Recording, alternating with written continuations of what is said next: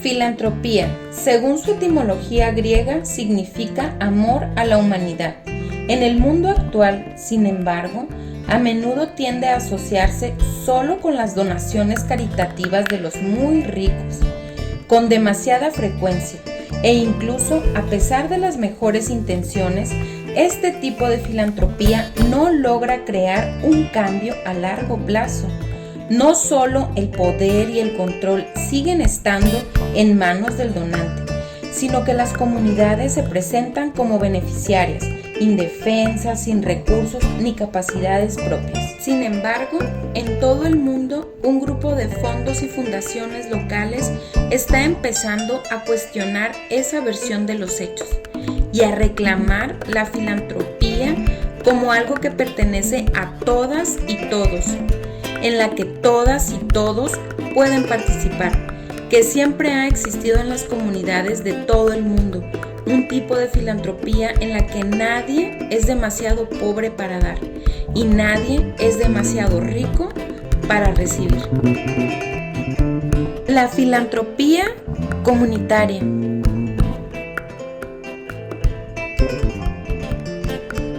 Community philanthropy, it's about mobilizing local resources, be it human resources, people, financial resources, money, expertise, volunteerism, social entrepreneurship.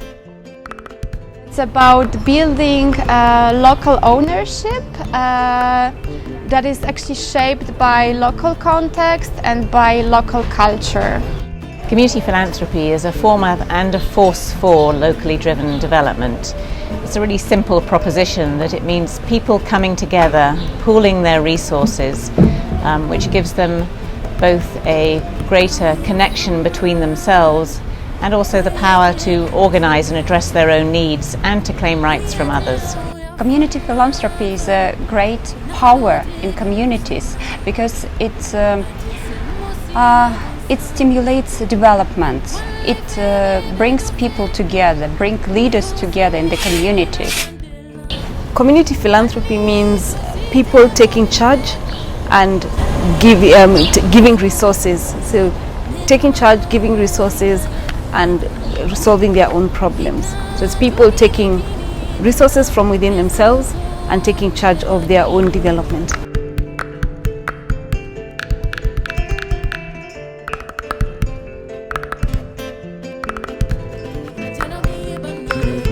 So the framework came from data we collected over a period of about 7 years from our work with community philanthropy organisations around the world.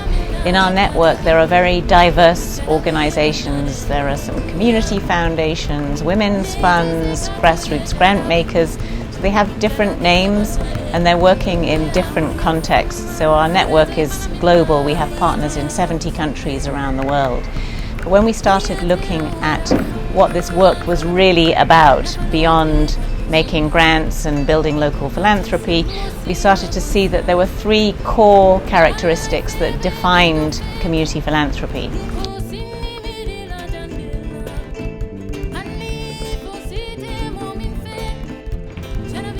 Cuando los habitantes de una comunidad reconocen que cuentan con múltiples capacidades para desarrollarse, que a lo largo de sus vidas y de su historia han ido construyendo relaciones de confianza de diferente naturaleza, proveyéndose de diferentes cosas materiales o de infraestructura o de conocimientos, etcétera, que les permite realizar su trabajo, pueden con ello definir el desarrollo que desean en sus comunidades, con total sentido de apropiación.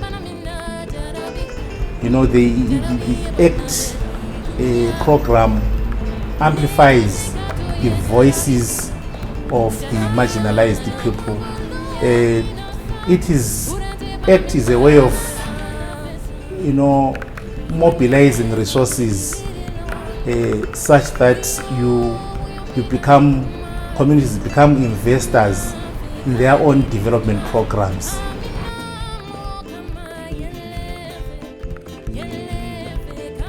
So in community philanthropy, lots of times what we're talking about is shifting the power.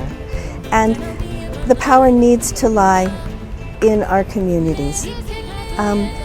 If if we don't build the kind of capacity, if we don't build the long-term resilience within our communities, we are always going to be looking outside of ourselves, outside of our own strengths to maintain that.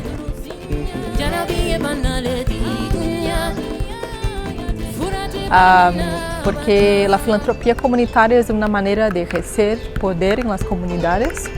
Entonces la gente que vive la complejidad que es vivir en comunidad y los desafíos que viven diariamente, ellos tienen también la solución para algunas de estas cuestiones. Entonces todos tienen el poder de hacer algo y mejorar su comunidad.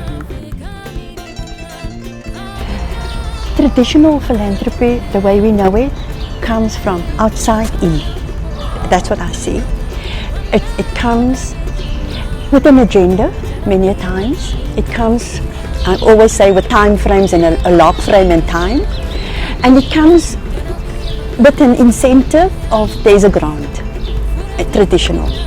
Community philanthropy is very different because it works from the premise that the community has something to offer. So the community has resources, whether it's money, many times it's not money, it's other resources.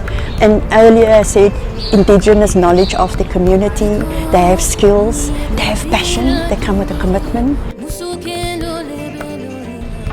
We are convinced that we should invest in community philanthropy because firstly, it's more sustainable. I think for us that's very key.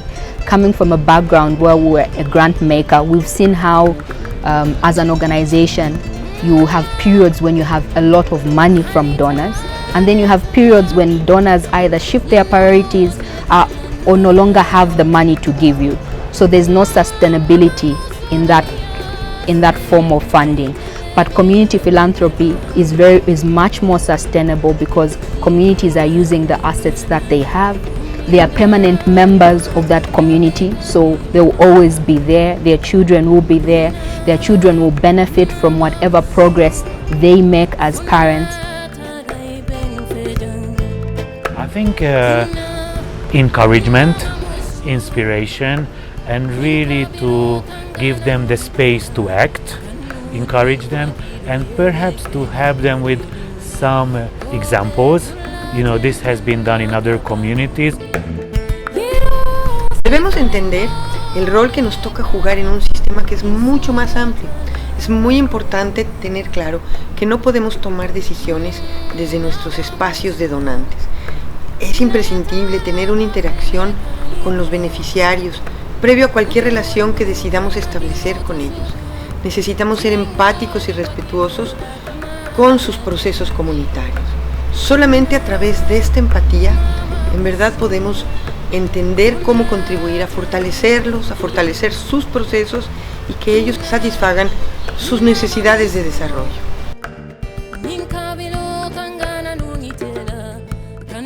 Las fundaciones promotoras de la filantropía comunitaria se consideran a sí mismas usuarias de un enfoque de largo plazo. Crean comunidades sólidas mediante el fomento de normas y prácticas que generan comportamientos cooperativos. Dicho objetivo resulta más fácil de alcanzar cuando las y los líderes de las organizaciones se han integrado al entorno social, priorizan las relaciones, producen conjuntamente con las personas de su comunidad, se centran en las causas principales, manejan su poder de convocatoria con honestidad, de manera intencional y exhiben un liderazgo informado.